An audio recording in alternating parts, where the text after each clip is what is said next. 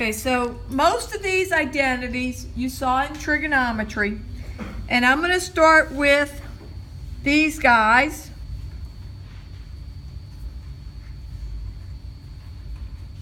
The reciprocal identities.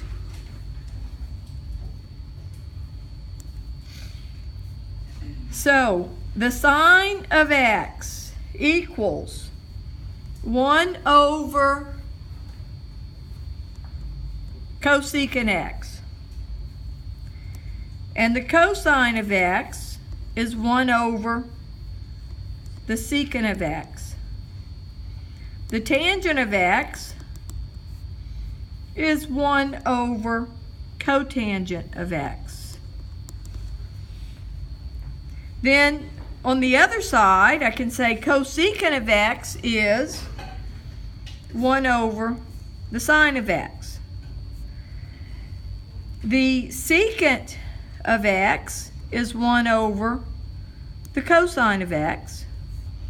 And the cotangent of x is 1 over tangent of x. And then I have what we call the quotient identities.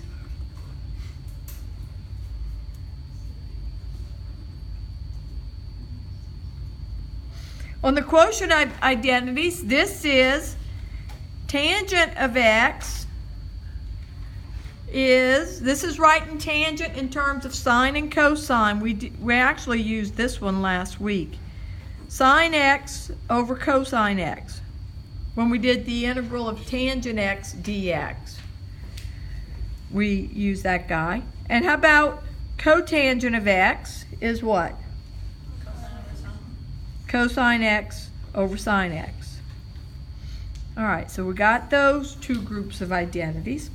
The next one I want to mention, these are the Pythagorean identities. And we've already used one of these today.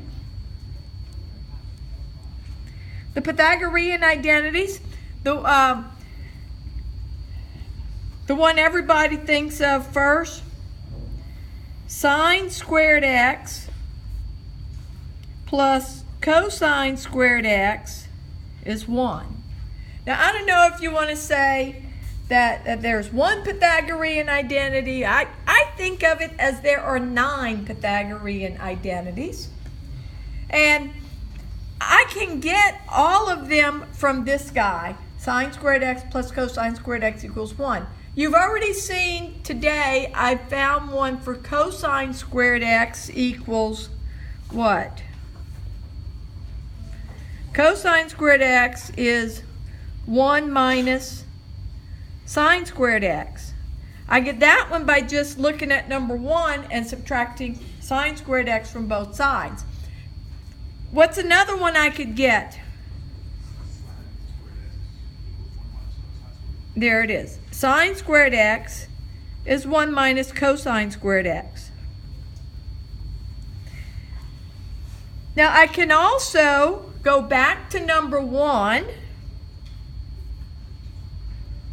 Sine squared x plus cosine squared x is 1. And I can divide everything by cosine squared x.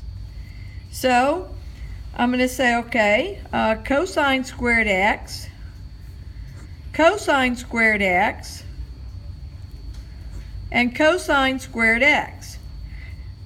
We got the quotient identity. Sine over cosine is what? Tangent. Here's tangent squared x plus 1 equals secant squared x. Here's number 4 on Pythagorean identities. I can take number 4 and do that subtraction trick. I can say tangent squared x is secant squared x minus 1. I'll call that number 5. Number 6, instead of subtracting 1, I can subtract the tangent squared x. So 1 equals secant squared x minus tangent squared x. To get number 7, I'll go back to number 1.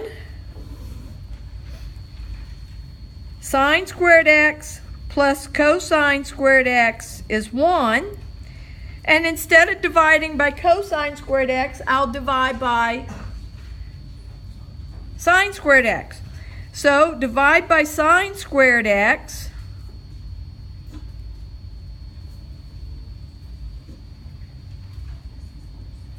And this will give me 1 plus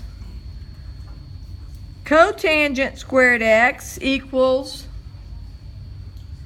cosecant squared x. Here is number 7. How do I get 8 and 9? Subtract. Cotangent squared x is cosecant squared x minus 1. Number 8. Number 9. 1 equals cosecant squared x minus cotangent squared x.